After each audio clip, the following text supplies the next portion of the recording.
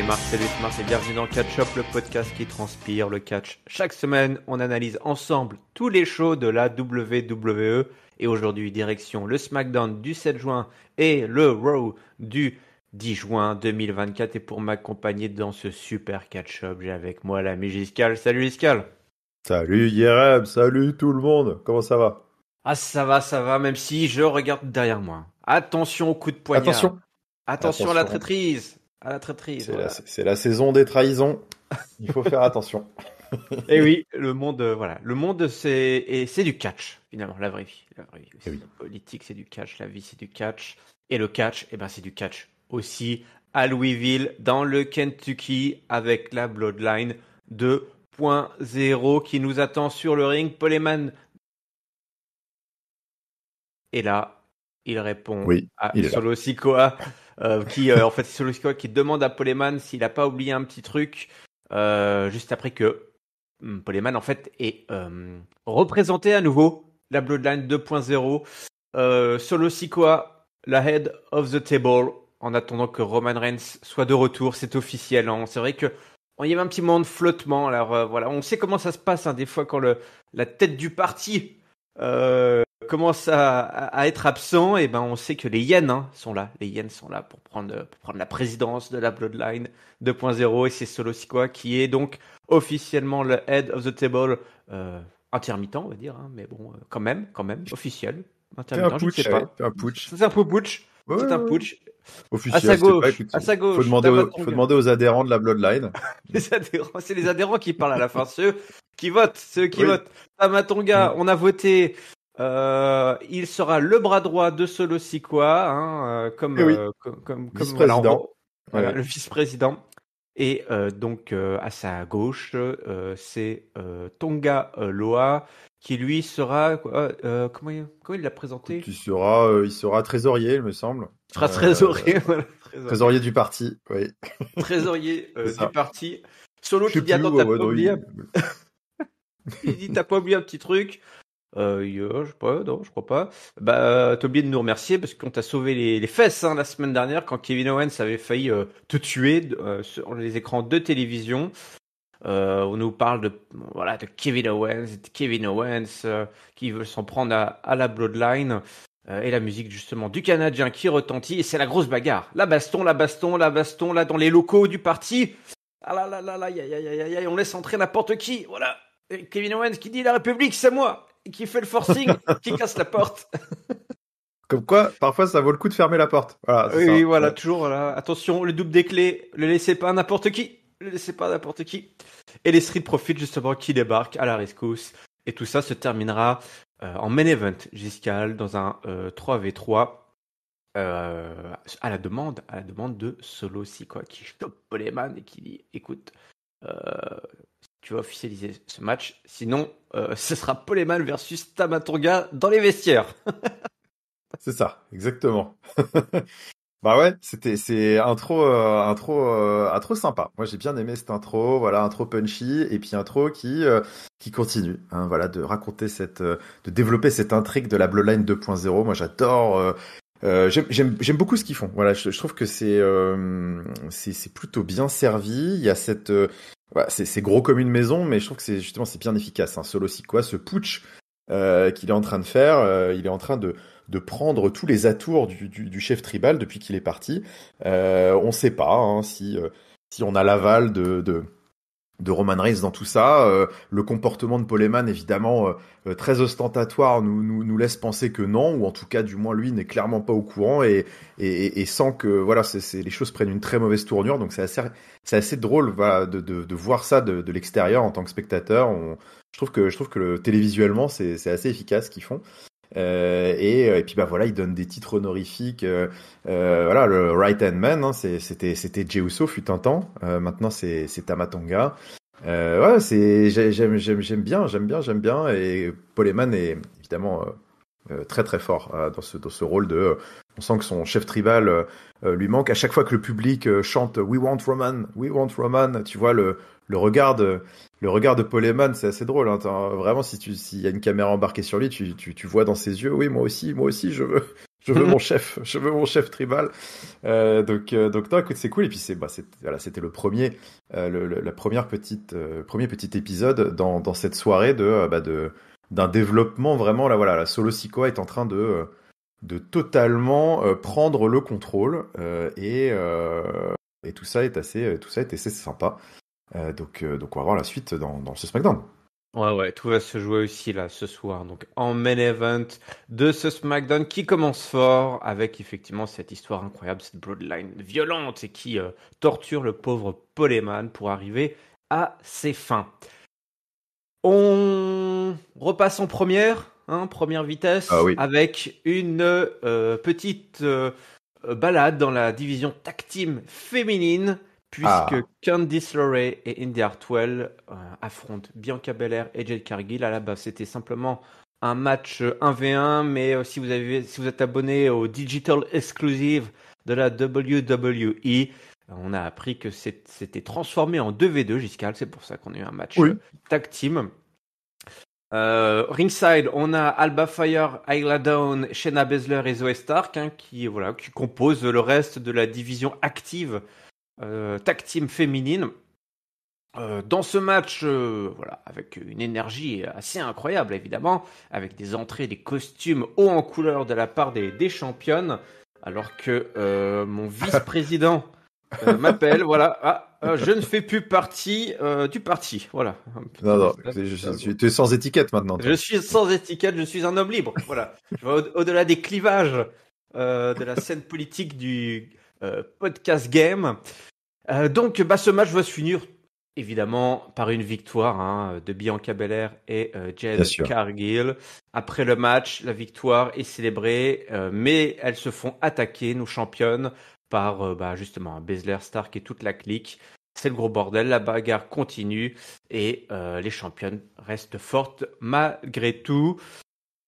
Bon, écoute, ça vivote, ça vit, mais la semaine prochaine, c'est Clash at the Castle. En tout cas, on aura une triple frite. Ouais.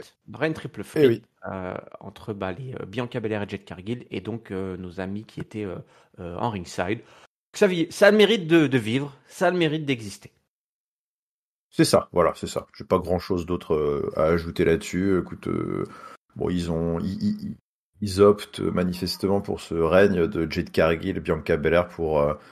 on va dire expédier les challengers plutôt par paquet de 12 plutôt que de faire des rivalités autour de cette ceinture. On sent que de toute façon là-dedans faut pas trop se torturer la tête. Le endgame c'est vraiment de faire passer.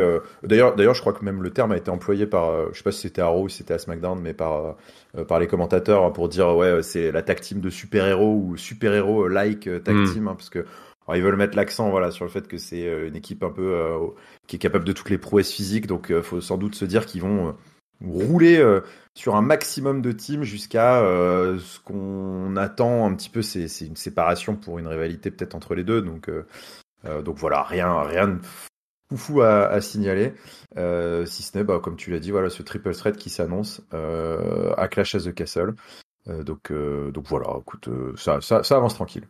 Ça avance tranquillement. On a un petit fil bleu dont on reparlera un peu plus tard avec un Cody Rhodes énervé qui attend sur le parking. Il m'a fallu au moins 3 séquences pour comprendre vraiment quelles étaient ses intentions, qu'est-ce qu'il foutait là à côté du service de sécurité. Il s'est fait alpaguer par Nick Aldis. Il dit mais qu'est-ce que tu fous? Il attend AJ Styles tout simplement. Il est très très très remonté. On le reverra un petit peu plus tard. Johnny Gargano qui affronte Grayson Waller. Voilà une autre rivalité autour de cette fois-ci de la division tag team masculine, puisque les DIY et les Downtown Under se prennent la tête et se prennent des coups dans la tronche à tour de rôle. Chaque semaine, on a une configuration un peu différente. Et cette fois-ci, c'est Grayson Waller qui va réussir à s'en sortir. On suit un Grayson Waller qui avait un petit peu eu des mots un petit peu étranges. Voilà. Il s'appropriait tous les mérites de la réussite justement de son équipe. Ouais, c'était un petit peu. On se posait des questions. Attention, l'Australien de pas commencer à. Ils sont sur une bonne vague là. Ce serait dommage de créer de la zizanie. Voilà, même quand ça fonctionne, on trouve le moyen de foutre le bordel, de saboter son équipe. N'importe quoi. Gargano, voilà, dans un match, voilà, plutôt classique entre Gargano et Grayson Waller, qui saute sur Grayson Waller à l'extérieur du ring, mais il atterrit sur Austin Theory justement qui était là, et Grayson Waller qui va en profiter pour le balancer contre le turnbuckle et placer son finisher. On prend son temps tranquillement. Je ne sais pas si officiellement le match a été annoncé. Je ne pense pas pour Clash at the Castle pour le titre de champion tag team. Non, pas de match. Sûrement jouer à SmackDown cette histoire. Peut-être encore pour les SmackDown de Glasgow. En effet, c'est possible. Ouais, effectivement. Bon, bah c'est tranquillement mais sûrement. On prend son temps là. On sait qu'ils vont avoir leur match. Donc, ouais, c'est vrai que là aussi, finalement, c'est un peu comme chez les filles. Bon, ils ont du mal. Je sais pas s'ils ont du mal, mais en tout cas, on sent que c'est vraiment pas du tout leur priorité en ce moment de développer des grosses rivalités tag team, clairement. Et c'est vrai que là aussi, finalement, l'essentiel est un peu ailleurs. Où, voilà, l'histoire du match, c'était pas vraiment DIY contre A-Town Under. Là, c'était la bisbille qui semble poindre entre les deux fortes têtes, les deux grandes gueules qui se sont associées, où forcément il va y avoir on imagine un clash d'ego inévitable, et pour l'instant c'est l'ego de Grayson Waller qui a l'air d'être de grossir le plus vite en quelque sorte. Ouais. Donc clairement, ouais, il tire la couverture à lui, et en plus il y a ce fait de jeu pendant le match où voilà, hein, clairement si on passe au ralenti, si on demande la VAR, il y a ouais, et clairement, il tire Austin Theory dans le splash là de Gargano, un peu dans le topé de Gargano. Donc voilà, là, il s'est clairement servi de son copain un peu comme bouclier. Il y a les déclarations. Bon, voilà, on sent là aussi que peut-être qu'encore une fois, les ceintures tag team sont plutôt au service des intérêts individuels.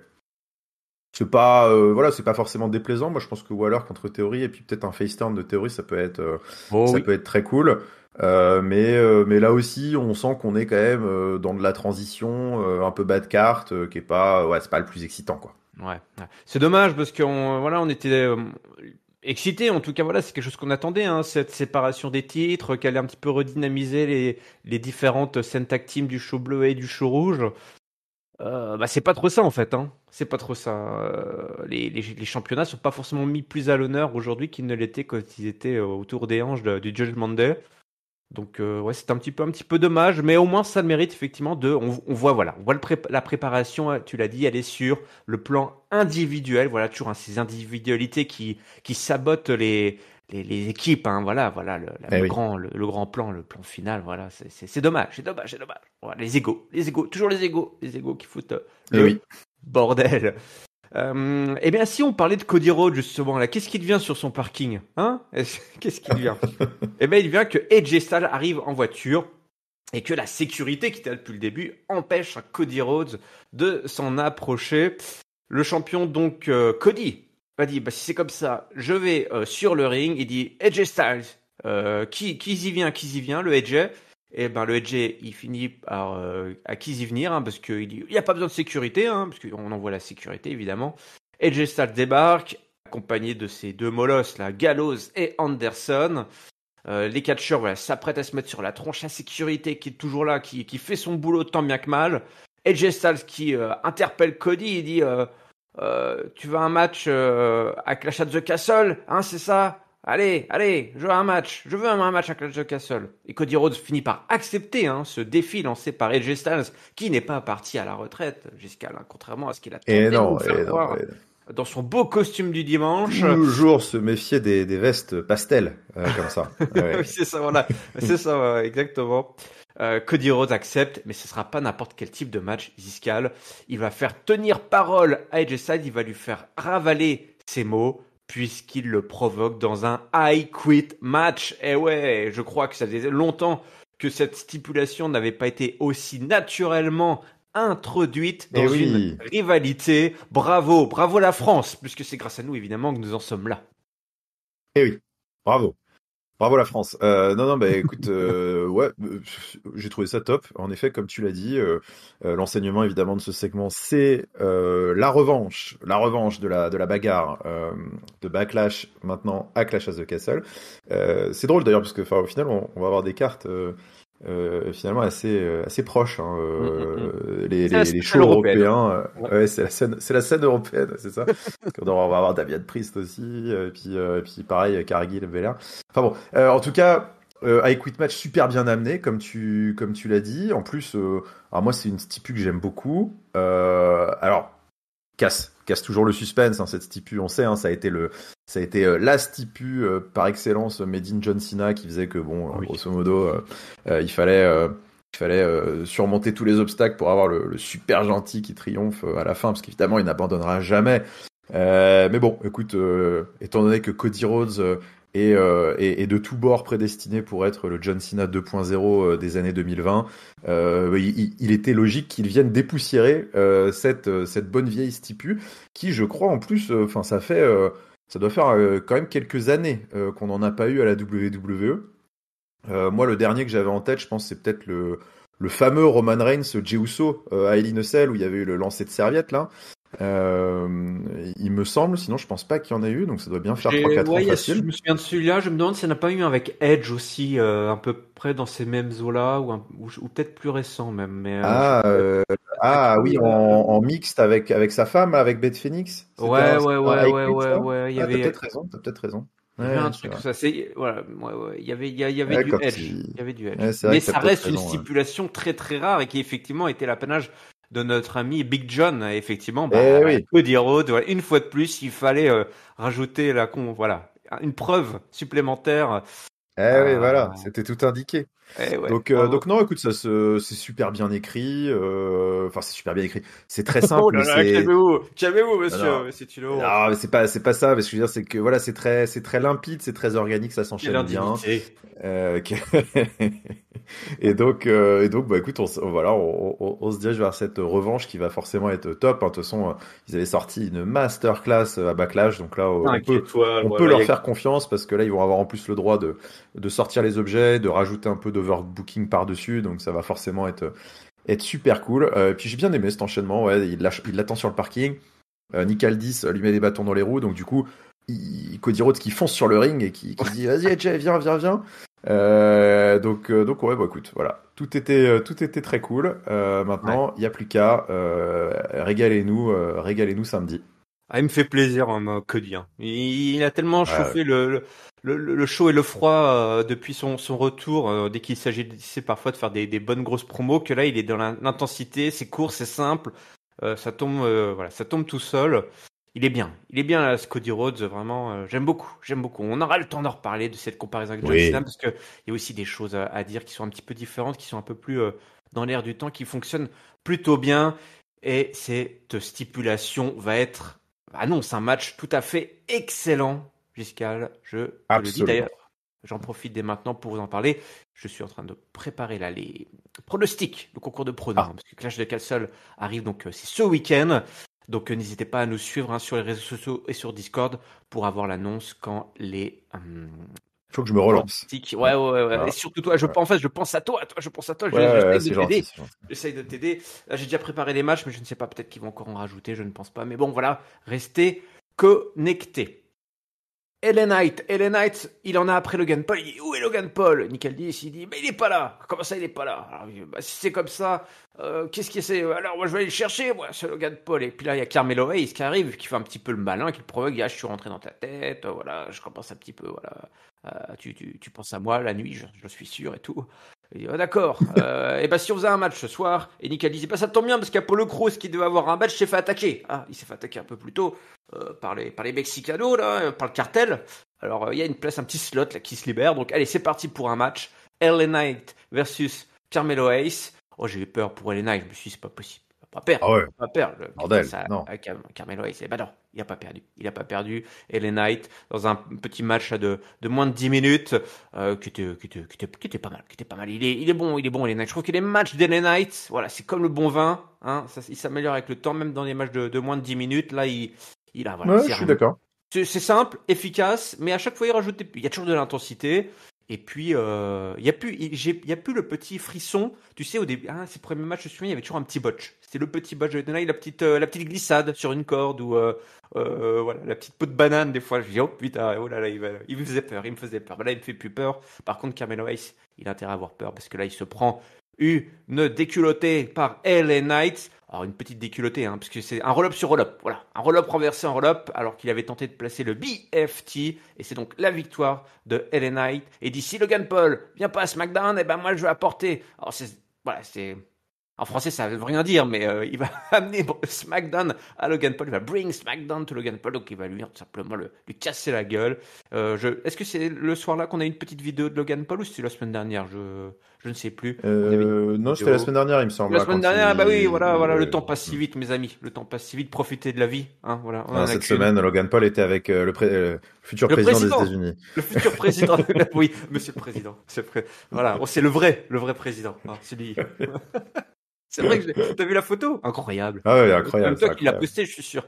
Non, j'ai été doublé par Ringside. Attends, c'était comme si tes deux idoles réunies sur la même photo. C'est mes deux idoles réunies sur la même photo. Non, j'ai été doublé par Ringside. J'avais même pas vu qu'il l'avait posté. Ouais, c'est vrai. Ah oui, alors, Ringside, il a les alertes. Il a créé une alerte. Logan Paul plus Donald Trump. Ouais. Et là, ding, ding, ding. Le jackpot. Donc, dire, le mec n'a rien à dire sur Louis Arnold Chevalier. Louis Arnold Chevalier, non, écoute, ouais, je suis un peu, j'aimerais bien que ça s'enflamme un peu là cette histoire. Bon, il y a beaucoup de batailles par réseau interposé. Bon, Logan Paul a l'air d'être un peu occupé en ce moment, donc du coup il fait des petites interventions. Bon, il y avait une exclue, voilà, je comprends. Il fait des épisodes de podcast avec Donald Trump et Joe Biden, donc c'est compliqué. Mais ouais, je trouve que bon, voilà, tu sens clairement ils font mariner le truc pour LA Knight qui se retrouve un peu à affronter du petit jobber là. Moi écoute, je trouvais le match plus cool pour LA Knight qui je trouve en effet est assez efficace sur des petits matchs courts comme ça. Je trouve qu'il a il arrive avec ses petites catchphrases, son charisme, son moveset, à bien meubler comme ça des matchs de 7-8 minutes de weekly. Ouais. Je trouve qu'il est pas mauvais là-dessus. Après ouais, Carmelo Hayes, moi il me laisse indifférent, je pense. Ouais, il me laisse globalement assez indifférent, ce qui fait que bon, voilà, j'ai plus eu l'impression que les Knights avaient un peu galéré contre un loser qu'autre chose. J'ai pas trouvé, voilà, c'est la petite passe d'armes de cette semaine, que ce soit le segment backstage ou le match. Écoute, ouais, les Knights, bon, ça va, ils restent manifestement ultra chaud avec le public, donc c'est cool. Mais j'ai vivement quand même qu'ils se foutent sur la tronche pour ce titre US de manière plus franche, parce que là aussi, voilà, je continue, c'est un peu comme Waller, Gargano et puis les filles avant. Il y a un côté un peu ça ronronne en low card qui m'a pas non plus transcendé, quoi. Ouais, je comprends. Effectivement, ils se foutent des fois des bâtons dans les roues, c'est avec tous ces mecs chauds là de NXT qui font monter par paquet là. C'est qu'il faut qu'ils paraissent forts et ambitieux, et du coup, des vétérans en face, effectivement, peuvent un petit peu comme ça, alors galérer, en tout cas mettre un peu de temps à les battre, et puis on essaie de leur trouver des circonstances atténuantes, parce que toi, c'est un roll-up qui est contré en roll-up. Oui, en plus. Pas une victoire forcément hyper franche, du collier. C'est vrai que c'est un petit peu frustrant, de se retrouver avec ce genre de match un peu bouche-trou qui sont pas forcément des victoires éclatantes, c'est juste des victoires plutôt rassurantes, on va dire. Pour LA Knight, et tu as raison, on a envie que ça pète avec Logan Paul, on a envie que ça se trash talk et puis que ça se retrouve entre les cordes. Tiffany Stratton, qu'on adore, qu'on aime aussi, la petite alerte également qui est mise, Tiffany Stratton plus Donald Trump, voilà, si jamais ça arrive un jour, ça aussi on veut voir la photo. Elle tombe sur Nia Jax, elle dit bravo, t'es la queen, moi je suis la princesse, rien ne pourra nous arrêter, et puis elle s'en va, et puis voilà, c'est plaisir, on a eu notre petite dose de Stratton. En plus, après c'est Michin qui est là aussi, qui fait les allers-retours avec NXT et le main roster. Elle dit écoute, Nia Jax, elle dit écoute, prends une page du livre de AJ Styles, je sais pas quoi là, et prends ta retraite. Et quit quoi. Ouais. Voilà, et toi aussi tu devrais partir. C'était bien trouvé ça, j'ai bien aimé. Ah, c'était bien joué. Bravo Nia. Et l'autre lui balance son verre de, je sais pas, c'est ce qu'elle avait quoi, du Morito. De Gatorade ou je sais pas ce que c'était, ou du Prime, peut-être sans doute du Prime. Oui, évidemment. Tiens d'ailleurs, Prime, j'en profite, mais logo Prime en weekly. Partout. T'as vu ça? Partout. Ouais. Ah oui, partout. Sur le ring, il y avait sur le ring. Ouais, discretos, ils nous l'ont glissé comme ça, là, ils pensaient que... Qu'on n'avait pas vu. Qu'on n'avait pas vu, Triple H qui avait dit ouais. que ce serait que pour les PLE, en fait... Ouais. Bah peut-être qu'ils ont... Donald Trump a dû mettre un petit peu de... Hein. Peut-être, absolument. Voilà. Ou alors, non, c'est pour financer... Ah ouais, ça c'est pas mal. Toi Qu'est-ce que tu veux financer? Quelle campagne veux-tu encore financer? Celle de Donald, hein.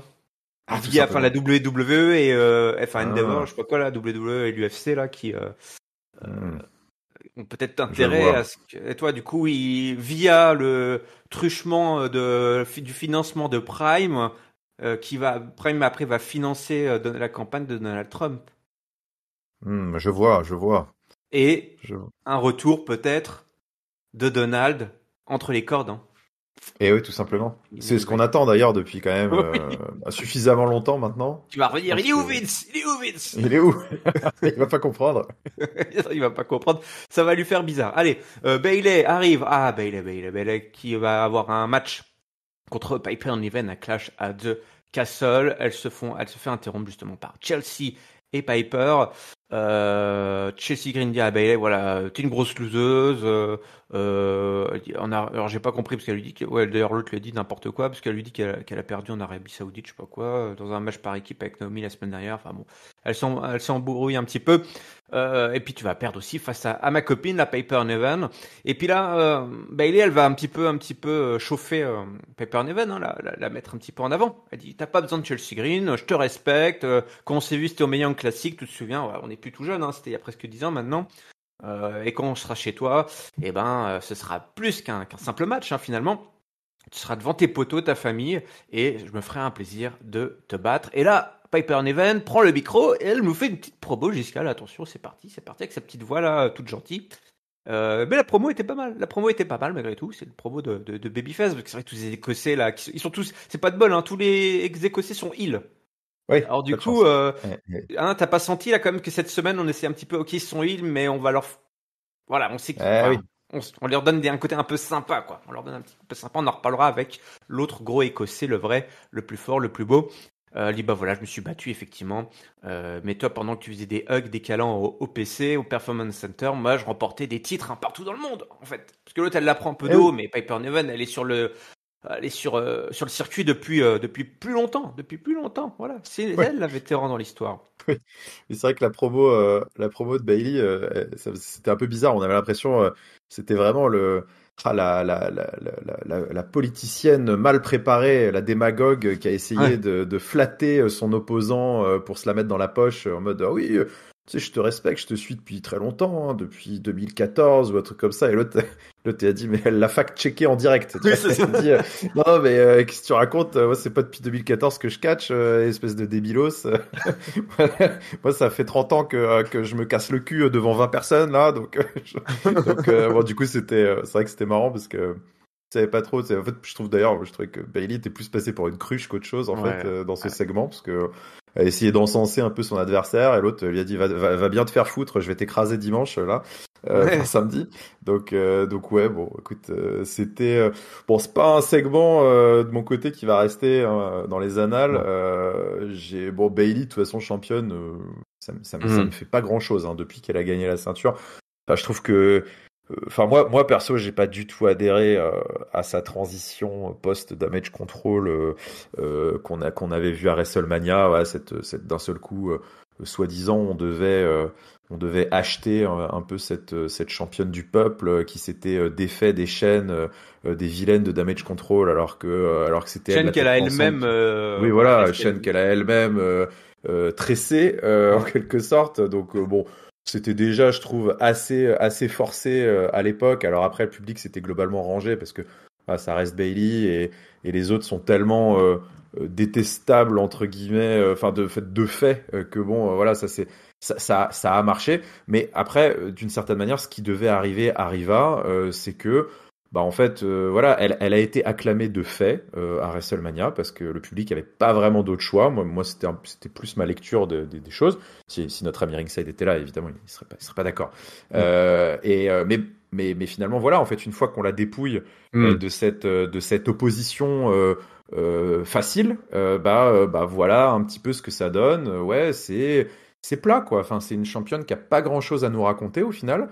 Qui, moi je trouve, a un peu mis son charisme au placard, hein, parce que, enfin, vraiment, que ce soit son look ou sa façon de tirer ses promos là depuis qu'elle a turné, enfin, vraiment, moi ça m'inspire pas grand chose là. Sa veste à gerber et sa coiffure qui ressemble à rien. Et enfin, c'est vraiment, je trouve qu'elle avait aucune allure là vendredi. Et limite, elle se faisait, limite un peu écrasée par le duo presque attachant quoi de Chelsea et Piper qui, elles, ont une certaine fraîcheur et une certaine originalité à amener à la table. Donc ouais, c'était vraiment pas, je trouve, un segment très convaincant pour la championne. Et puis, d'une certaine manière, même pour la challengeuse, bon, ok, c'était sympa, elle a le droit, écoute, après des années de galère et un petit moment sous le soleil, là, avec ce pay-per-view qui s'annonce en Écosse, elle a bien le droit de briller un peu, mais bon, bah voilà, si le pic de Piper Niven, c'est ça, écoute, je pense quand même qu'elle profite bien de samedi, hein. Voilà, kiffe, tu vas être devant ta famille, tes amis et tout, parce que derrière c'est fini, hein. Mais ouais. C'est finito.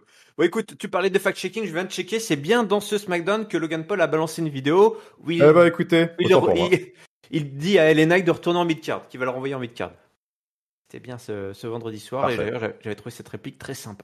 Parce qu'on n'a pas le droit de dire ça normalement. Local, tout sur des mots. Il aime bien casser un peu ça. Ouais. Interdit. Et la semaine prochaine, d'ailleurs, justement, à SmackDown, le vendredi, il y aura un match entre Chelsea Green et Naomi, je crois, ou quelque chose comme ça, qui s'est joué backstage par Nick Aldis. Et on arrive à notre main event. On arrive au main event, la baston entre la Bloodline 2.0 et les Street Profits, qui donc viennent en renfort de Kevin Owens, le Canadien, un gros V3 hein, pour terminer le show bleu, la spécialité maison. Voilà, c'est le plat du jour. Voilà, vous pouvez l'avoir chaque jour. Voilà, c'est bon, c'est le 3v3. Les ingrédients changent, mais la formule reste. Un excellent match de main event de weekly avec de l'énergie, du feu, à tous les étages entre les opposants. On a droit quand même à un Solo Sikoa qui nous fait un spear, sur Montesford, il a tout volé, il vole tout à Roman Reigns. C'est honteux. On n'a pas le droit de faire ça. On n'a pas le droit de voler le spear. Déjà que Jay avait pris le spear, voilà que Solo Sikoa prenne le spear, mais je crois que le spear était une prise unique dans le monde du catch. Et puis c'est le spear made in romance avec le petit aller-retour dans les cordes là pour bien prendre son élan. Ouais. Attention, ça va finir par se voir, Solo. Ça va finir par se voir. Et puis surtout, il y a la triple bombe aussi. La triple power bomb. Ça s'est vu, ça. Oui, ça s'est vu. Hein, si vous l'avez pas vu, c'est que vous avez pas regardé, hein, c'est pas possible. La Bloodline 2.0 qui passe KO à travers la table des commentateurs dans une triple power bomb. Par contre, ça se termine en DQ, puisque la Bloodline ne peut pas s'empêcher de balancer un gros coup de chaise. Je crois que c'est Solo qui balance un coup de chaise, il me semble, sur Montesford. Et l'arbitre donc met fin au match. Disqualification, victoire des Canadiens des Street Profits. Mais bon, dans la douleur, et puis ils n'ont pas vraiment gagné, puisque cette Bloodline 2.0 passe à tabac les Street Profits, et c'est après qu'il y a la Powerbomb. Moi je crois que la Powerbomb était peut-être oui, tout à fait. J'ai tout mélangé, mais j'étais dans la thématique du vol de Solo Sikoa qui prend tous les atours, tous les apparats, tous les gimmicks, tout l'arsenal de l'ancien leader de la Bloodline dans ce main event de SmackDown. Incroyable. Bah écoute, il aura fallu attendre la fin du show, mais on a eu un peu de folie entre les cordes. Voilà, comme tu l'as dit. Quand même, moi, ça m'a un peu sauvé ma soirée d'un point de vue un peu catch et spectacle, hein, parce que jusqu'ici, je trouvais qu'on avait été quand même un peu, c'était pas glorieux. Donc ils savent bien faire. Hein, c'est 3v3 en main event.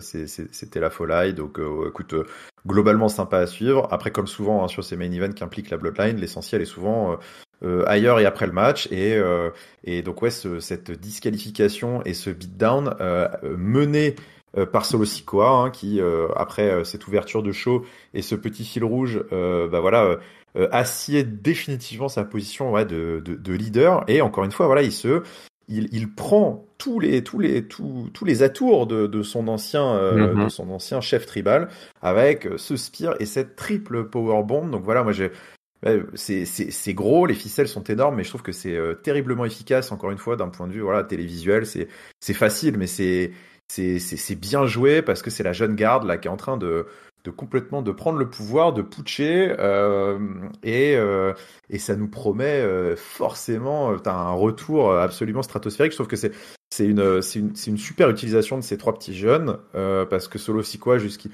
peux pas dire qu'il brille forcément par son charisme, tu vois.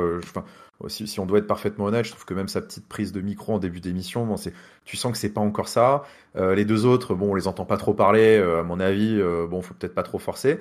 Mais c'est plutôt ce qu'ils racontent autour des trois ensemble et l'imagerie en fait qui s'approprie là, qui je trouve fonctionne vraiment bien et en fait à peu d'efforts, avec peu d'efforts, sont déjà en train de construire un retour absolument monstrueux parce qu'évidemment le public, voilà, personne n'est dupe. On a bien compris ce qui allait se passer. Donc maintenant on attend tous fébrilement le retour du vrai chef de la table qui va venir remettre de l'ordre là-dedans. Et comme on se l'était dit sur le Discord, c'est vrai que cette histoire est infinie. Jusqu'où pourront-ils aller avec la Bloodline? On a l'impression qu'à chaque fois qu'on remet une pièce dans la machine, ça repart toujours.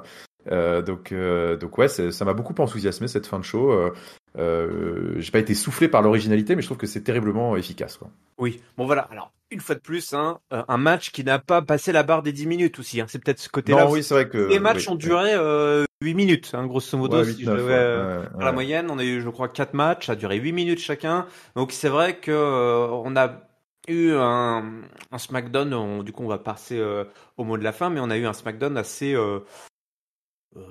pas plat, mais un peu plan-plan, quoi. Un petit peu plan-plan, peut-être. Bah ouais. En mode cruise, quoi. En mode cruise, voilà. Tu mets ta vitesse de croisière et puis ça roule tout seul. Allez, c'est le mot de la fin. Si tu veux bien nous partager ton top, ton flop et ta note pour ce show bleu, s'il te plaît.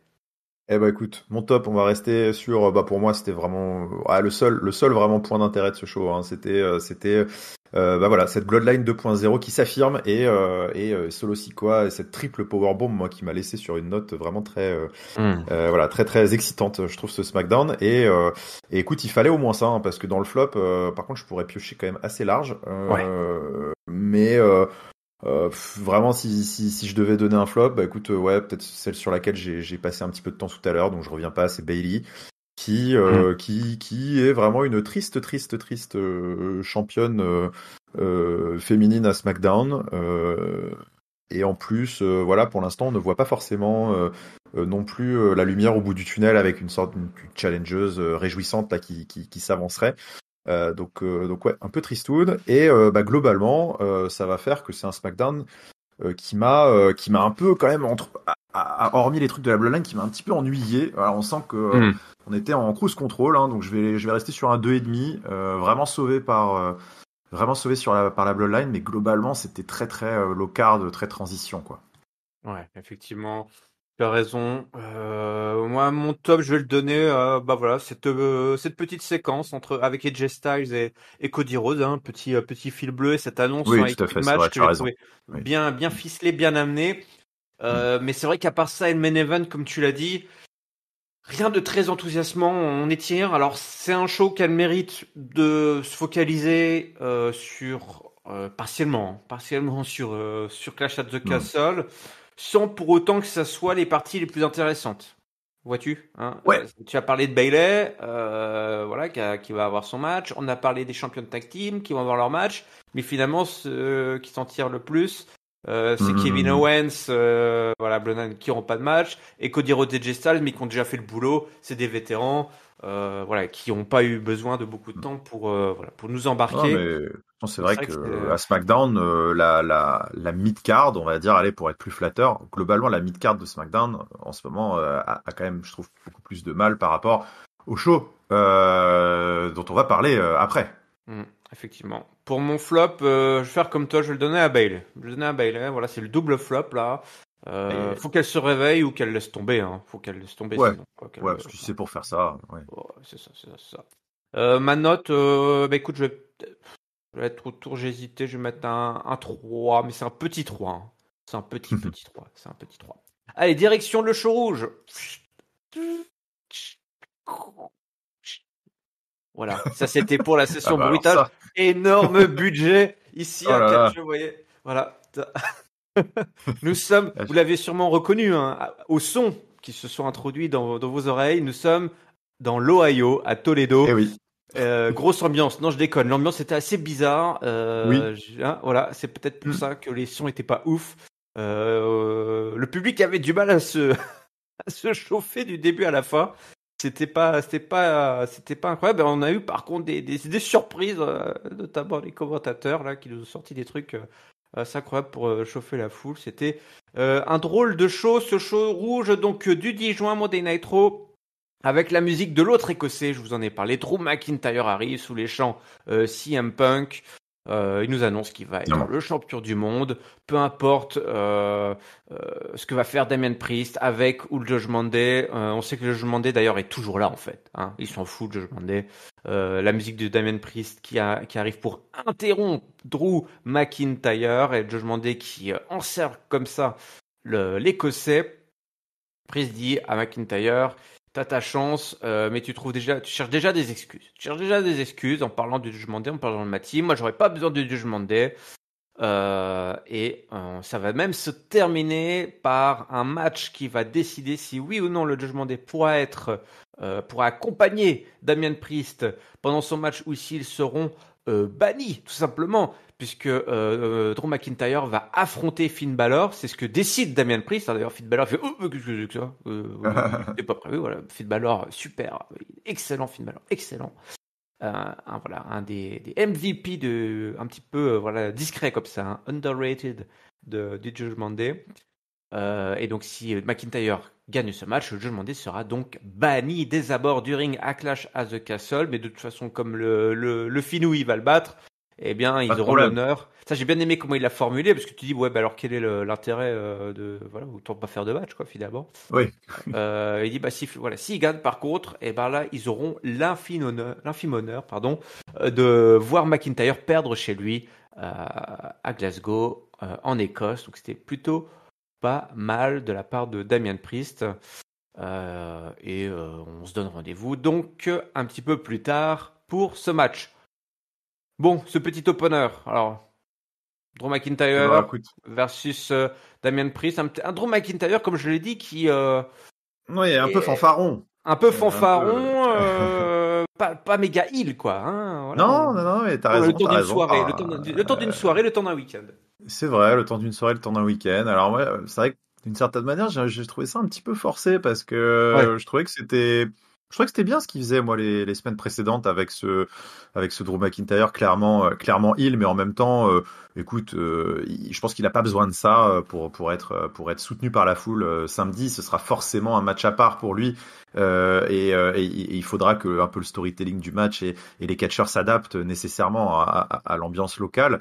Mais globalement, moi, j'aurais préféré, on va dire, qu'à Monday Night Raw, on fasse abstraction un petit peu justement de ce contexte qui sera très spécial à Glasgow, mais qu'on continue avec les développements de personnages qu'on avait de ces dernières semaines, et moi un Damien Priest qui me plaisait beaucoup avec cette position de leader qu'il avait, mais en même temps leader l'idée par l'exemple et de clairement se rapprocher du bon côté de la force, tandis que ce qu'on avait ce Drew McIntyre quand même toujours assez enfermé dans cette rancune et ce cercle vicieux un peu de haine qu'il avait avec les gens autour de lui. Je trouvais que les positionnements étaient pas mal, et là c'est vrai qu'on a senti quand même qu'on avait mis le truc un peu entre parenthèses avec un Damien Priest qui là pour le coup est... Alors, ok, je suis d'accord avec toi, c'était plutôt bien formulé le défi. Par contre, voilà, on est revenu quand même dans des roublardises très de bas étage, quoi. Genre, j'envoie mon laquais pour une stipulation, et si tu le bats, tu t'es sûr que tu seras tranquille. Mais évidemment, quand un mec dit ça, on sait très bien que quoi qu'il arrive, tu seras jamais tranquille, quoi. Bon, là, on est revenu sur un truc où il aura beau dire à la fin, peu importe, de toute façon, j'ai pas besoin d'eux. Ah, t'es quand même en train de booker un match pour te donner un gros avantage, quoi. Donc je trouve que ça allait vraiment à contre-courant des dernières semaines. C'était un peu forcé. Et de la même manière, McIntyre a quasiment totalement ignoré les chants CM Punk, alors que normalement c'est son obsession. Et il a joué une partition très très sage, hein, de presque quasiment de champion du peuple, hein, qui va arriver en pourfendeur du grand méchant à Glasgow. Donc bon, écoute, globalement, Je trouvais ça très, très efficace. Je suis assez excité à l'idée de ce match. Mais je regrette peut-être une petite. Je trouve qu'ils nous ont un petit peu. Ils n'ont pas été très, très courageux. Je sais pas. Enfin, c'est pas le terme. C'est pas bien méchant ce qu'ils ont fait. Mais bon, voilà, je regrette un petit peu. Ouais. Ouais, effectivement, moi, c'est vraiment que il y a eu la promo de McIntyre, je me suis dit, oh là, ouais, enfin, j'ai compris. On est dans une parenthèse, là. On est dans une voilà, parenthèse. c'est une grosse parenthèse. Voilà. Je vais laisser, on va voir allez, je vais en parler maintenant, en fait, parce que sinon après, ça va être le bordel. Le jugement Day, le fil rouge. Alors, un fil rouge un peu lubrique, un peu, clairement. des histoires de chambre d'hôtel. Ah oui, là, on est revenu à l'attitudera, là. Ouais. Ah oui, là, complètement, mais bon, et à dose homéopathique, ça passe. C'est ça. En tout cas, moi, ça m'éboustille, je dois l'avouer. Je regarde pour ça. J'ose pas le dire, mais je regarde surtout pour ça. Dominique, retourne au vestiaire avec Liv Morgan qui l'attend dans une position lascive. Il dit, je voulais te revoir. Et je pense que toi aussi, tu voulais me revoir.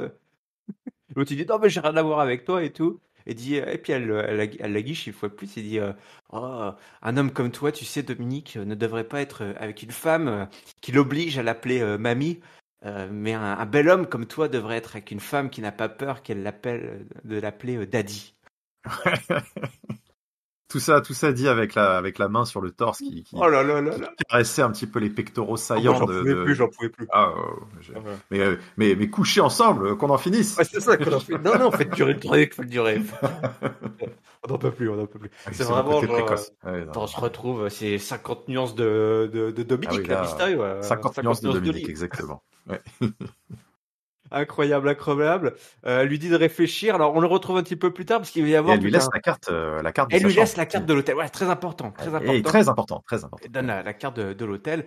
D'ailleurs, un peu plus tard, Dominique dit qu'est-ce qui s'est passé. Liv Morgan était là. Mais je lui ai dit de me laisser tranquille. Voilà, mais elle m'a laissé la carte de la chambre d'hôtel. Et là, t'as tous les mecs quoi, qui sont. Ils sont trop chauds. Ils sont trop chauds. Et puis Carlito qui dit ouais, c'est cool. Mais qui disent que tout le monde pense, mais disent que tout le monde pense, mais que personne ne doit dire, et les autres sont là, mais tais-toi, dis pas ça. Non, c'est pas censé être cool. Et tout de suite après, il dit, pardon, c'est pas cool. Ouais. Pas cool. Okay, mais alors Carlito là, il s'est racheté. Il s'est racheté. Dans cette séquence, pour moi, il a gagné sa place dans le groupe là. Il a gagné sa place dans le groupe avec sa pomme. Le vieil oncle Vislard, qui est au bout de la table. Qui est plus trop qui a pas compris qu'aujourd'hui il y a des choses à ne pas dire et tout. Oh, mais en plus, t'as de la chance, t'as envie de dire après s'il allait te sortir, ouais, putain, en plus, elle est grave bonne, ouais, vas-y. Ouais, t'es en train de secouer, t'es un gagnant. T'es mon pote. Puis ça discute comme ça, voilà, ça va tout au long du show. Et puis la clé va disparaître. La carte de la chambre de l'hôtel va disparaître. Et ça va devenir donc le fil, on va dire, mais où est passée la carte de l'hôtel? Et donc, comme ça, un petit peu plus tard, on a plusieurs séquences.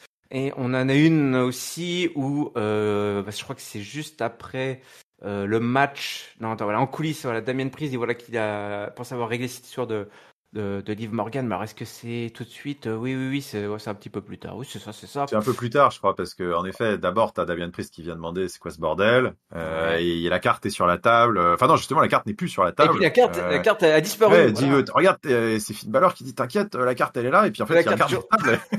C'est un cartoon le truc, hein. Et la carte n'est plus là. T'es quoi? Où est la carte? Personne ne sort de cette pièce. C'est Agatha Christie. Ouais. C'est incroyable. Et puis un peu plus tard, Dominique a la carte, c'est ça, oui. Il retrouve la carte ou je sais plus quoi. Il repose la carte. JD doit avoir un match, une histoire de match. Et puis c'est un peu. On voit. Ce que tu veux dire, c'est qu'il y a un moment où on voit subrepticement Finn Balor qui. Et voilà. Et glisse la carte dans la poche. La carte est posée, ouais, voilà. On est le Judgment Day, voilà, cette carte est, voilà, on va pas se laisser te faire retourner le cerveau, voilà, les poteaux avant les filles, quoi, hein, pour le dire de façon plus consensueuse. Respectueuse. Dominique dit tu sors le frein hein, sur cette histoire avec les Morgan, tu mets le frein. Et puis les autres faut mettre le frein, tu mets le frein, on met le frein. Et puis alors que tout le monde se sépare. Pendant ce temps-là, c'est tour de le prestidigitateur quoi, le magicien, Finn Balor qui en même temps qu'il parle, mais c'est un coup de maître. Grand classique des magiciens, des prestigitateurs. Il faut regarder ailleurs et hop. Il vole la carte et il la met dans la poche. Et là, j'imagine, j'avais le gif de Leonardo DiCaprio dans Once Upon a Time in Hollywood, où tu vois DiCaprio qui est sur son fauteuil puis qui montre, qui pointe du doigt. Il claque les mains, il montre. J'ai vu. Oh là là, la poilade. Bon, voilà, j'ai parlé de tout ça, voilà, parce que c'était vraiment. Non, mais t'as eu raison. De toute façon, c'était un des grands fils rouges de la mid-card de Raw, mais quel kiff. Enfin, moi, c'est vrai que tous les segments étaient gaguesques au possible. Et ouais, on est face à une sitcom dans la sitcom, là, où c'est vraiment un petit truc à part que moi, je prends beaucoup de plaisir à suivre. Je trouve que c'est extrêmement bien fichu. Chacun est dans son bon rôle. Voilà, on a rappelé. Je trouve qu'il y a vraiment des personnalités dans le Judgment Day qui se dégagent, qui sont très attachantes. Enfin, c'est super. C'est vrai que pareil, avant WrestleMania et avant la blessure malheureuse, ou peut-être finalement une aubaine en quelque sorte aussi pour le Judgment Day. Mais c'est vrai qu'il y en avait beaucoup pour Rhea Ripley qui crevait l'écran, qui prenait beaucoup de place avec son rôle de matriarche et du coup qui asphyxiait en quelque sorte un petit peu aussi le groupe par son charisme, sa domination, son booking aussi tout simplement. Et là, l'avènement de Damien Priest qui, bon, même si ça a été mis entre parenthèses cette semaine, moi je trouve est vraiment très impressionnant depuis sa prise de titre. Et puis globalement même voilà tous les goons, tous les petits laquais à côté là qui je trouve se dessinent chacun un personnage qui est vraiment fun. Avec ce vieil oncle lubrique, la Carlito, qui je trouve qui était très drôle. JD qui est presque le ravi de la crèche là à côté, qui fait waouh, à chaque fois il se prend la tête et tout, genre c'est assez marrant. Et puis Finn Balor qui est censé être un petit peu le sage un peu, le vieux sage un peu à la cool, le maître Splinter un peu du groupe, tu vois, genre qui pareil je trouve est super drôle. Et puis bah là du coup maintenant un coup de théâtre un peu subtil là avec piquer la carte. Donc l'histoire se complexifie encore plus parce que c'est vrai que voilà c'était très centré sur Liv Morgan et Dominic pour évidemment on le sait briser à distance Rhea Ripley encore plus. Là maintenant t'as carrément ça déteint sur les autres. C'est super. Ouais, moi je trouve que c'est super fun à suivre. Et ils étaient c'est bien écrit. Ouais, c'est bien. Moi j'aime beaucoup. Ouais, le verre est dans le fruit. Le verre est dans le fruit là. Et dans le fruit. D'ailleurs, oui, entre tout ça, il y a eu un match justement qui impliquait tout partie du Judgment Day avec la LWO qui affrontait, accompagné de Braun Strowman justement, qui ont affronté et battu le Judgment Day composé de Dominic justement, JD et Carlito. Et notamment sur la fin du match, alors que Domino préparait son 619 et non pas son 69, attention, hein. Attention. Peut-être changer le nom de sa prise. Liv Morgan arrive, voilà pour lui. Alors, je t'attends dans la chambre. Qu'est-ce qui se passe? Ouais, qu'est-ce que tu fous? Voilà. Elle se fait un peu chambouler bousculée par Zelina Vega. Et Liv Morgan atterrit évidemment sur Dominic. Tu vois le truc arriver 10 ans à l'avance. Voilà, elle le chevauche, littéralement. Elle est au sol. Évidemment, le reste du Judgment Day sur là dit, fais pas le con. C'est pas aidé. Elle a pas touché, il n'y a pas eu de contact. Tu sais, on a l'impression, c'était vraiment n'importe quoi, parce que tu sais, la réaction des mecs, on a l'impression que tu sais, ils étaient en train de coucher ensemble, limite. Mais oui, c'est ça. Arrête! Remonte ton pantalon, arrête! C'est ta sœur, fais pas le con. Mais non. C'est ma demi-sœur, ça coûte pas. Donc, Strowman en a profité pour balancer bien sûr. Dragon Lee. Là, ils ont fait sa petite prise à la Ricochet, la petite prise qu'ils faisaient avec Ricochet pour le splash sur le pauvre tonton Vislar, la Carlito, qui se prend le compte de 3. Donc voilà. Même toi, ce qui est cool, c'est en plus ils nous font des matchs. Alors bon, cette semaine ils perdent. Je l'avais dit la semaine dernière, c'était cool, ils commencent à regagner. Bon là ils reperdent, mais c'est bien parce que c'est rythmé par les interventions. Mais c'est vrai que c'est drôle. Oh là, c'est drôle. Séparez-les, ils n'ont pas touché. Voilà, bon, allez, je pense qu'on a assez parlé de ce moment, on se les retrouvera en main event. Je vais essayer de retourner sur des choses un peu moins fun peut-être. Io Sky qui a affronté Lyra Valkyria et qui a gagné cette fois. On a eu peur. D'ailleurs, je me suis dit pourquoi c'était pas un match de qualif, parce qu'on commence à parler des Money in the Bank. Il y a des gens qui se manifestent pour entrer dans le Money in the Bank. Là, beaucoup de chances que Io Sky et Lyra Valkyria y soient, à moins qu'elle se retrouve une troisième fois pour un match de qualif, ce qui serait aussi intéressant. Cette La fois-ci, revanche de la revanche. Ouais, Io Sky cette fois-ci donc a remporté son match avec donc il y avait aux abords évidemment toute la clique du damage control. Une petite victoire en roll-up, évidemment, le petit paquet. On les protège, ces petits montées de NXT, là, je l'ai dit. Oui, c'est important, c'est important. Ouais, non, mais ça me rend dingue, moi, ça me rend dingue. Derrière, évidemment, c'est le passage à tabac. Et là, qui voilà, la cavalerie. Voilà, les fêtards, les touffeuses. Ouais. Carter et Chance qui débarquent. Voilà, le cauchemar éveillé cauchemar pour Giscal. Et damage control. Quelle équipe. Des folles furieuses qui aiment la bagarre, et ben elle s'enfuit, et ça fait plaisir à Io Sky qui pète un cam un peu plus tard, elle envoie tout valdinguer, et là Giscal dit, mais oui ma grande, mais oui, c'est ça qu'on veut voir. Une folle dingo. Oui, c'est ça qu'on veut voir. Non, mais moi c'est vrai que là je mise quand même pas mal là-dessus, bon modestement, mais ouais, c'est vrai qu'entre la semaine dernière on a vu Io Sky un peu péter un câble dans les coulisses, a cassé une table et une télé, là je sais plus ce qu'elle avait fait. Bon voilà, là elle s'énerve un peu aussi sur ses copines. Ouais, moi c'est vrai que j'ai envie un peu, là je dis ok, j'étais très critique de Io Sky la championne, mais c'est parce que c'est Io Sky la championne invisibilisée totalement par ce groupe de loseuses de Damage Control. Par contre, j'ai absolument aucun problème, voire même j'aimerais voir voilà Io Sky s'émanciper de tout ça et redevenir la badass qui, je suis sûr, elle sait être une sorte de assassin là silencieuse, qu'elle reprenne un look, enfin voilà, qu'elle arrête avec ce look générique de japonaise lambda là avec des plumes de toutes les couleurs et juste voilà qu'elle reprenne une personnalité un peu qui se détache du reste et qu'elle retrouve son indépendance parce qu'elle sait voilà, je pense qu'elle a peut-être une carte à jouer, tandis que je suis beaucoup moins convaincu par Lyra Valkyria qui encore une fois, moi je trouve, a proposé un match de 10 minutes d'une fadeur terrible. Enfin vraiment pour l'instant, je comprends pas du tout. Là, je trouve que c'est très lent dans le ring, c'est ultra.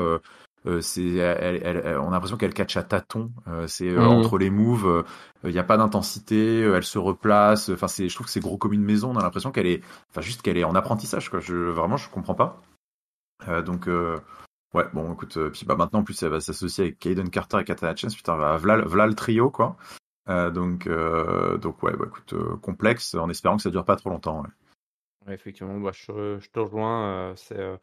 On a envie que tout ce monde-là se sépare un petit peu, puis qu'on remette chacun à sa place, quoi. Hein, oui. On va essayer de mettre toutes les filles au même niveau. Hein. Il faut recréer, on l'a dit plusieurs fois, il faut recréer des étages dans la division féminine et que ces étages soient respectés. Voilà. Et pour info, la carte de hôtel donne accès, c'est au 15e étage que vous retrouverez Finn Balor. Voilà, visiblement. Si vous avez la vidéo devrait tomber d'une minute à l'autre. Ringside a déjà créé les mots-clés pour l'alerte. Le Miz est à la recherche d'un Truth. Demande à Savizad, est-ce que tu l'as vu? Je lui dis, je l'ai pas eu depuis longtemps. Il est introuvable. Qu'est-ce qui se passe et tout? Inquiétant. Ouais, c'est inquiétant. On les reverra pas, Miz et Truth de la soirée. Je sais pas. Non, en effet, je sais pas. Si, ils ont un match. Si, ils ont un match. Même ils ont même une défense, non? Oui, défense. Allez, j'en parle maintenant parce que franchement. Allez, c'est parti. Awesome Truth a battu les Authors of Pain. Voilà, Akam et Rezar. Sur un roll-up. Sur un roll-up, oui. Non, mais. Là, moi, pour la peine, j'avais bien envie qu'ils perdent leur titre et que les. Ça commence à être un peu long, là, les gags ça commence à être un petit peu long. Le gag commence à être un peu long. Pas beaucoup d'ambition sur les champions tag team. C'est ça. Je pense que EOP est plus généralement cette faction là du Final Testament pourrait, voilà, peut-être ça pourrait être bénéfique pour eux d'avoir un peu quelque chose, quoi, se mettre sous la dent, toi, avec peut-être le titre, d'ailleurs, je ne sais pas, mais voilà, quelque part j'avais envie, peut-être parce que j'ai envie de voir, tu sais, comme quand tu veux voir des accidents se passer, peut-être je me suis dit, allez, Opi qui gagne le titre, je ne sais pas, toi. Un peu de folie, toi. J'attendais un petit peu de folie. Je dis, c'est sorti de nulle part, c'est des mecs, EOP qui arrêtent pas de perdre depuis qu'ils sont revenus, alors que c'est censé être des gros costauds. Mais non, rate tout ça. Pire encore, puisque Xavier Wood et Kofi Kingston, qui sont en bisbille avec eux, arrivent derrière pour se battre avec Karrion Kross. C'était pendant le match, à vrai dire. Il y avait une petite distraction et ce qui avait fait le petit roll-up derrière du Miz pour la victoire. Donc voilà, tout ça n'est pas très très folichon, comme tu l'as dit, hein, division tag team masculine, ça a du mal. Voilà, on s'y intéresse pas. Du coup, nous on s'y intéresse pas non plus. On va peut-être parler de Sami Zayn, hein, Sami Zayn et puis l'Alpha Academy. Là, c'est quand même plus réjouissant. Oh là là là là, ça on fait pareil. On nous cook, là, on nous cuisine, puisque Sami Zayn prend le micro.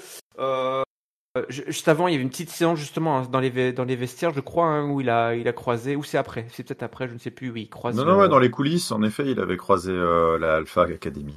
Ouais, l'Alpha Academy, en disant, brisez vos chaînes.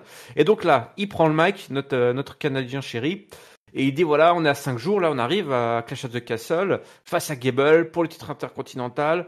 C'est une rivalité très personnelle, voilà, qui a été rythmée par les nombreuses attaques de Chad Gable et ses manipulations de son académie, Oui. Avec ces pauvres cadets là qui sont malmenés. Cette histoire va se terminer une fois et pour toutes avec ce gros psychopathe, ce sociopathe même. Chad Gable arrive avec tout son clan, son crew. Il dit Sami Zayn, voilà, bravo, il l'applaudit. C'est typique. Tu veux tout péter, voilà, tu veux détruire ce que j'ai construit pour faire croire que t'es un super héros. Mais le vrai méchant, le vrai manipulateur dans toute cette histoire, c'est toi, Sami Zayn, voilà, qui met ton nez dans les affaires des autres. Et moi, je vais montrer que je suis le vrai héros. Comme ça, il a un super discours là de héros, anti-héros, méchant, voilà, et on essaie de battre, de tout mélanger comme ça, c'est bien ficelé sûr, là. qui est perdu dans sa folie, dans ça. Ouais, exactement. Il a mis le doigt trop loin dans son raisonnement. Évidemment qu'il y croit. Ouais, le Homelander, voilà, tous ces héros qui sont méchants en fait et qui ne s'en aperçoivent pas. Il dit voilà, nous on est heureux, on est heureux les copains, qui dit. Les autres, vous êtes contents, voilà.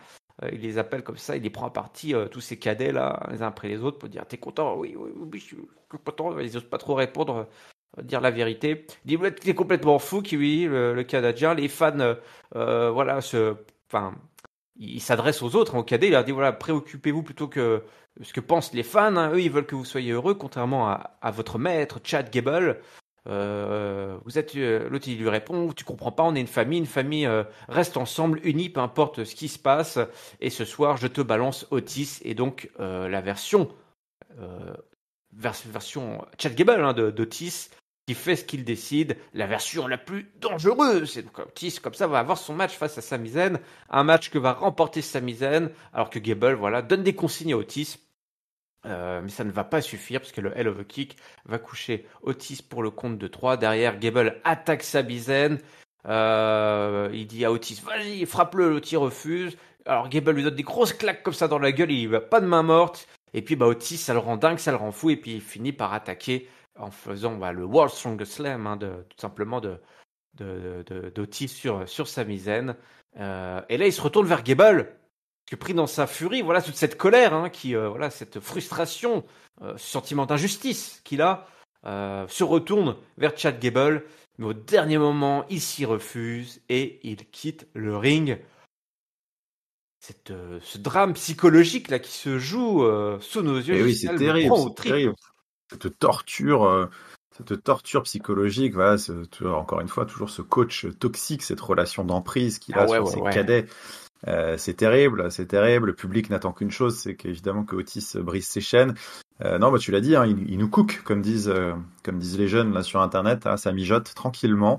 Et voilà, on va voir si le couvercle de la marmite saute samedi à Glasgow.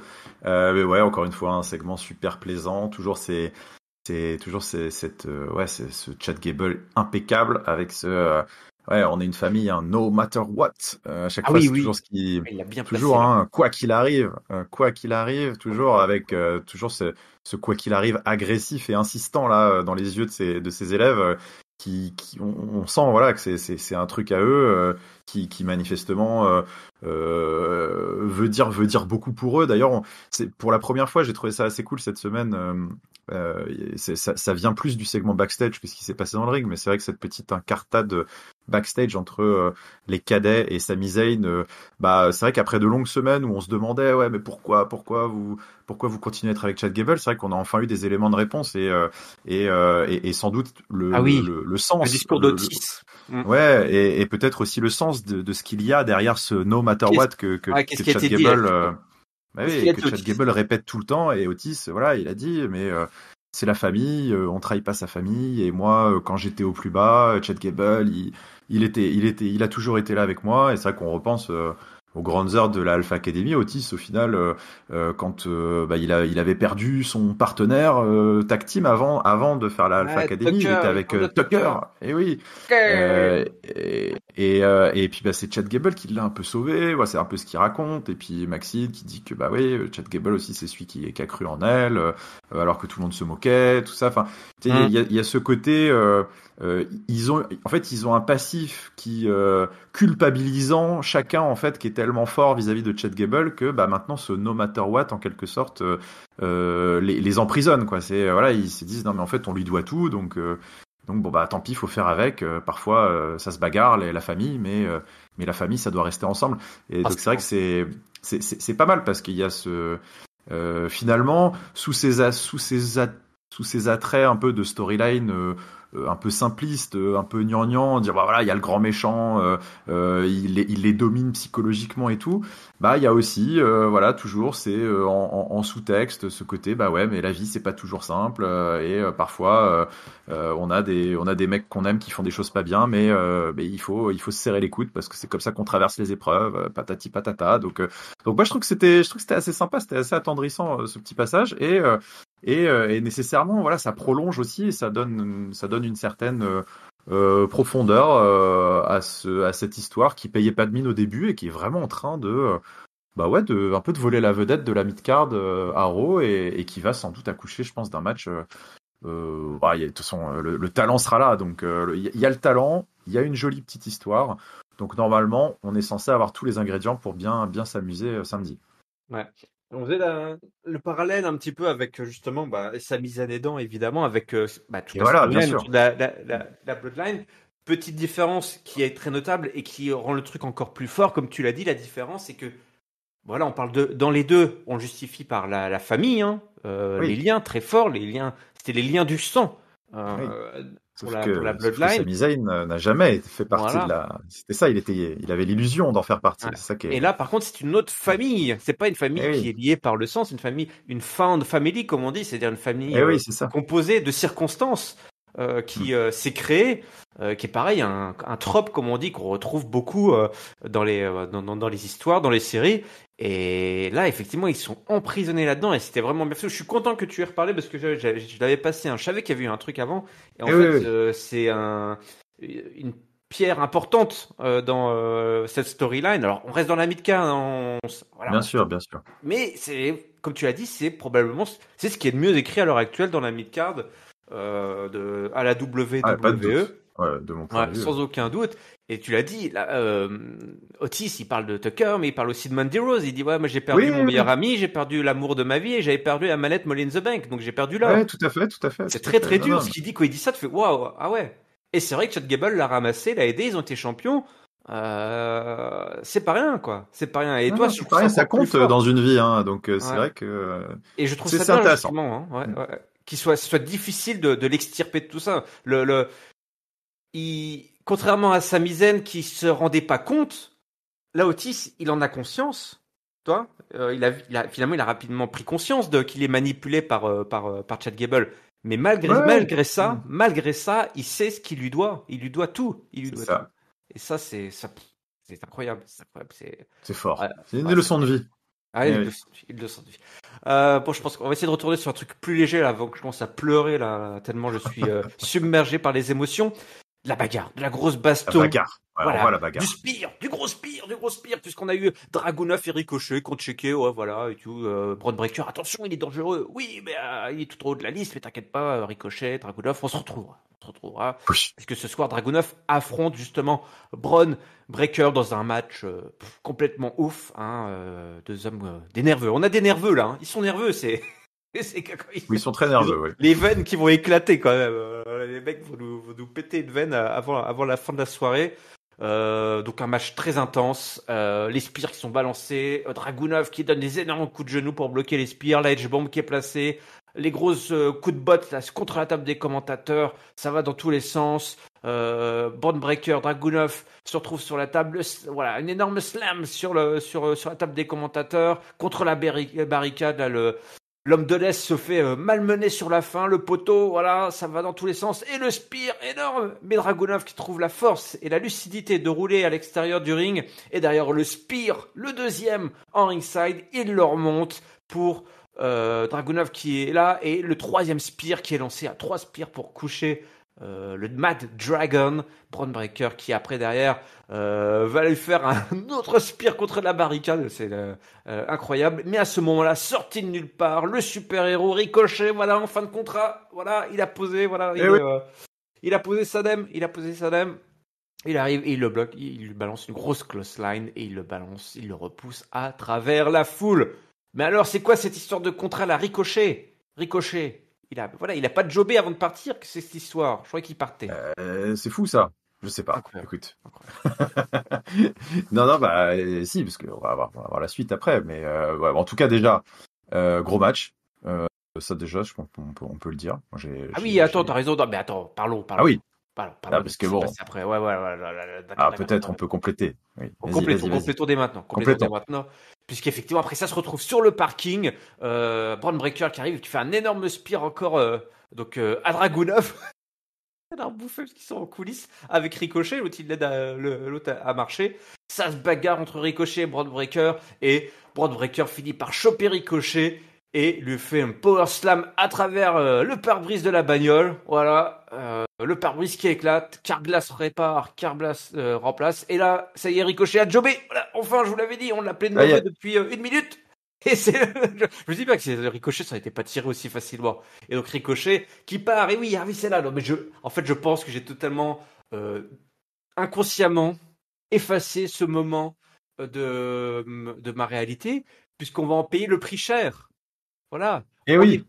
Voilà, ce qui est dur, c'est pas que Ricochet est tué, assassiné à travers un pare-brise et que il va faire payer la franchise. Non, la franchise elle est terrible à payer puisque Ricochet est emmené en ambulance, il part en urgence au CHU de Maubeuge, parce que voilà, c'est là où on a les plus gros experts.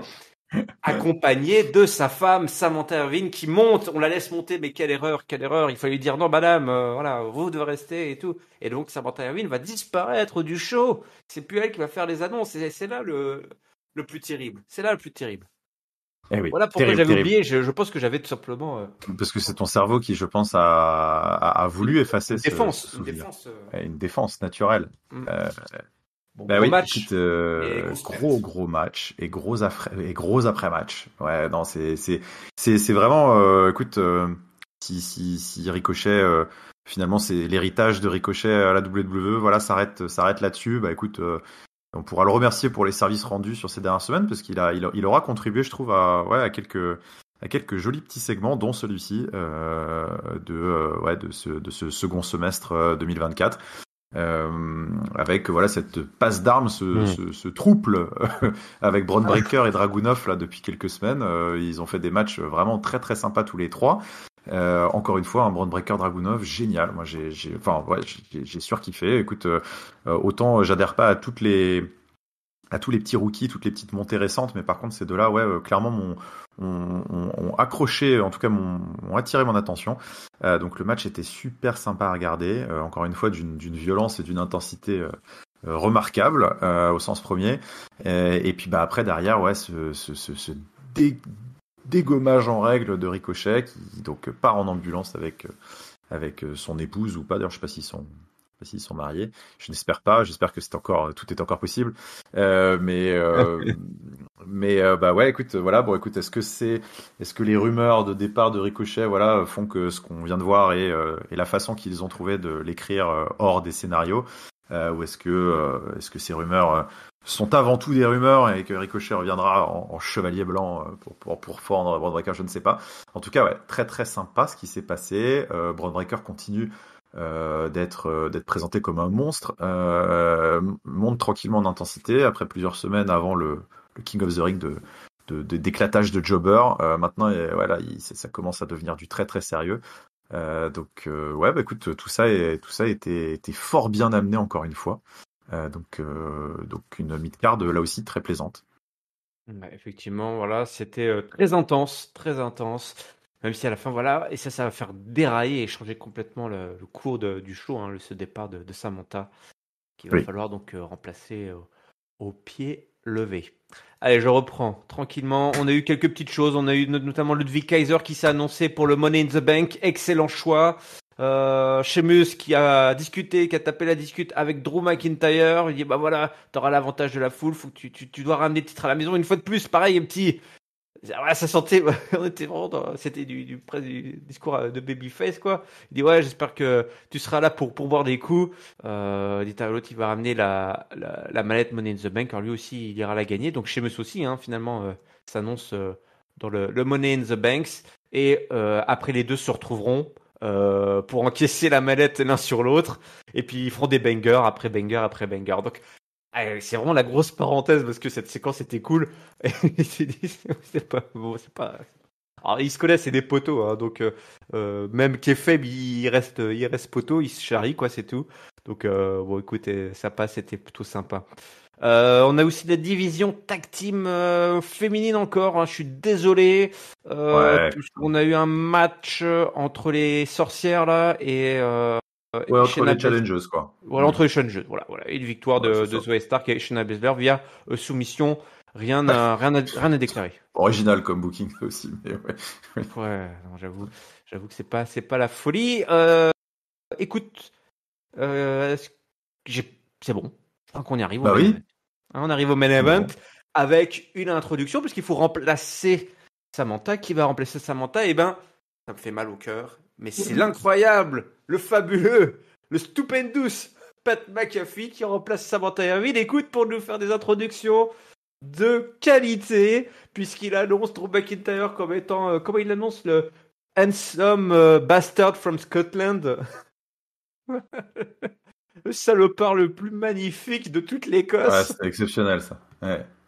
Et Finn Balor, je sais plus comment il l'a annoncé, par contre, j'ai oublié le théâtre. Je crois qu'il l'a mis aussi un petit cover. C'est vrai que c'est une bonne question. J'étais tellement mort de rire après l'annonce de Drew McIntyre que je crois que j'en ai même oublié. Il a fait aussi une annonce. Ah bah oui, tiens, je sais plus, faut que je réécoute.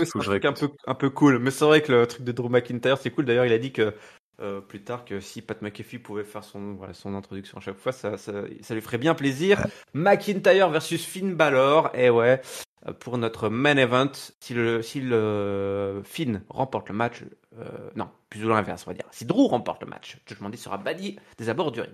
Drew McIntyre va remporter le match, puisque oh pardon, excusez-moi. Vos souhaits. Voilà, heureusement que c'est pas moi qui lui remplaçais Samantha, parce que alors là, le mec m'a toussé pendant l'entrée de Drew McIntyre. Je pense que je me serais fait prendre une Claymore Kick en pleine poire.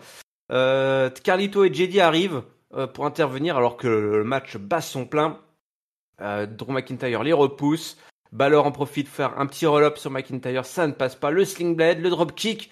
On prépare le coup de grâce, mais McIntyre parvient à l'éviter. J'ai eu peur, hein. Je me suis dit, oula, ça s'annonce mal pour l'Écossais. Eh bien non, voilà, tel un grand babyface, il remporte le match de la Claymore Kick contre 3 malgré les interventions. Et ça se termine donc avec un face-à-face entre McIntyre et Damian Priest. Et ouais, il a eu un petit traitement de babyface jusqu'au bout de la soirée, hein, Drew. Ouais, jusqu'au bout de la soirée. Là, c'est clairement Drew contre le monde entier.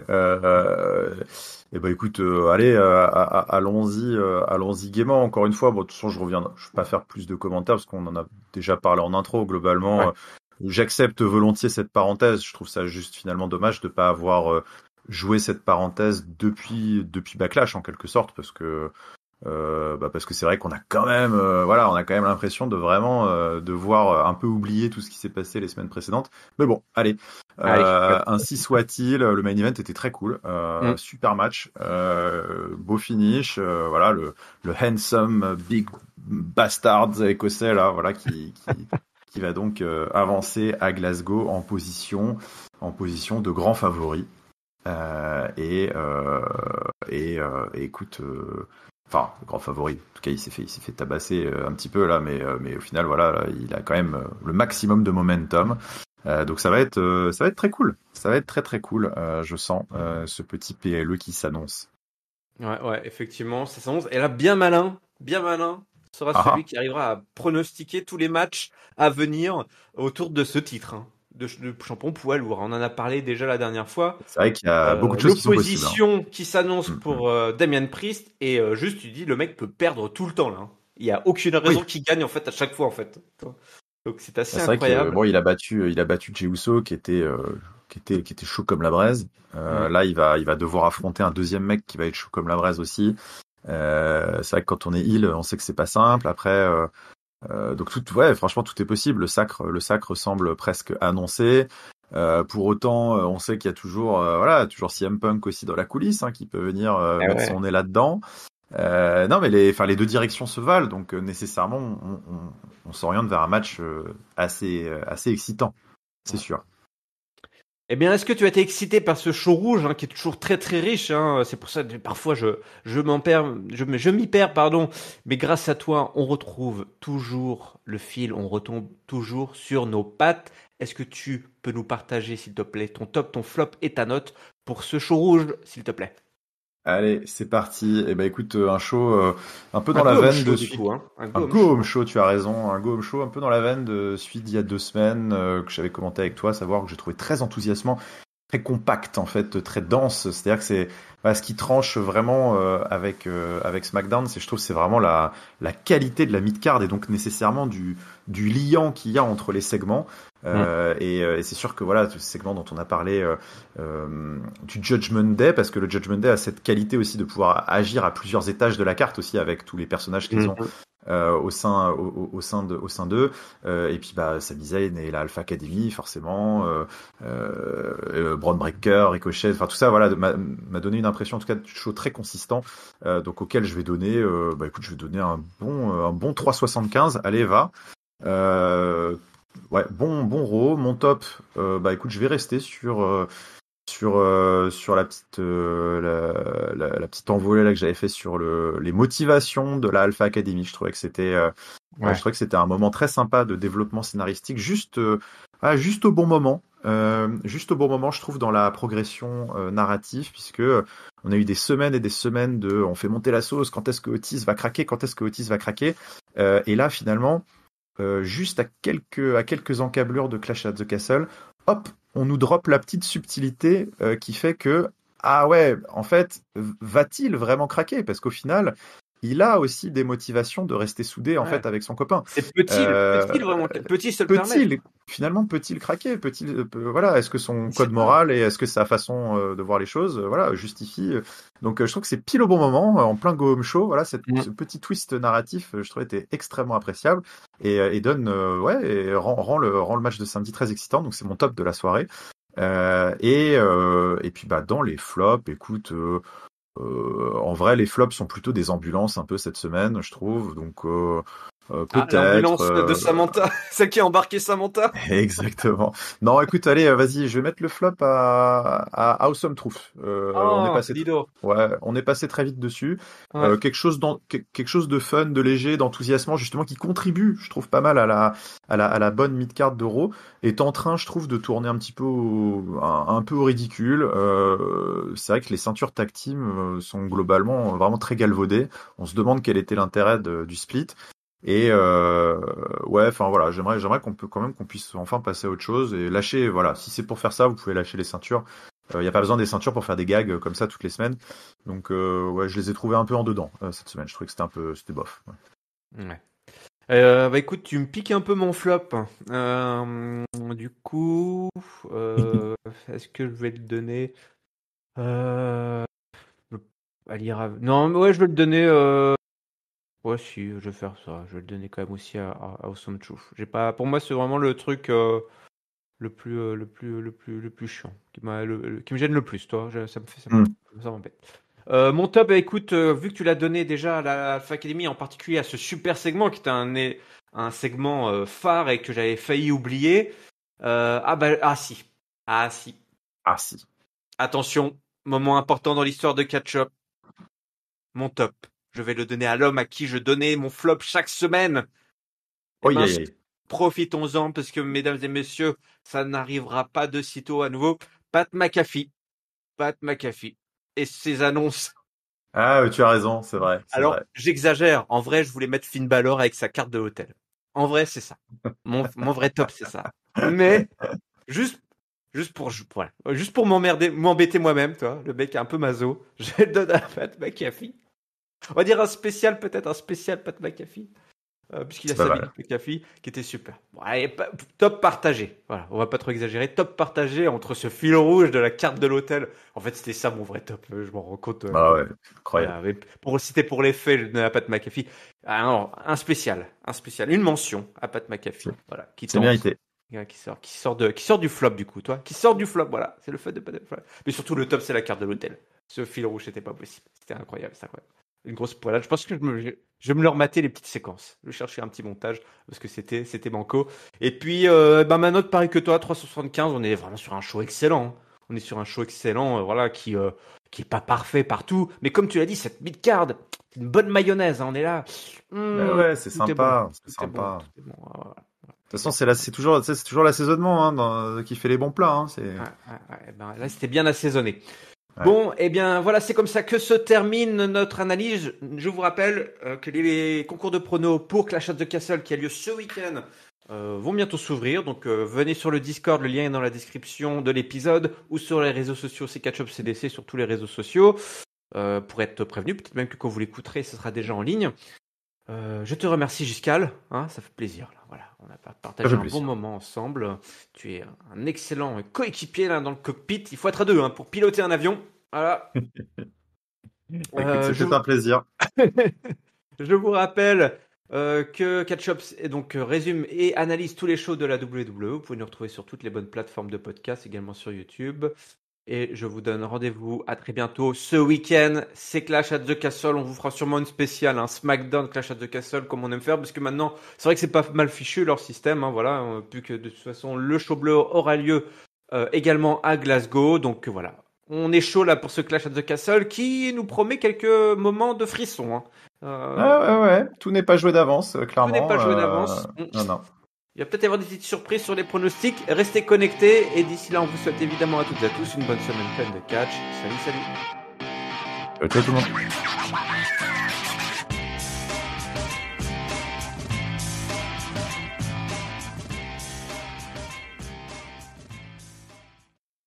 Allez, partons à la reconquête. Catch-Up Podcast Game.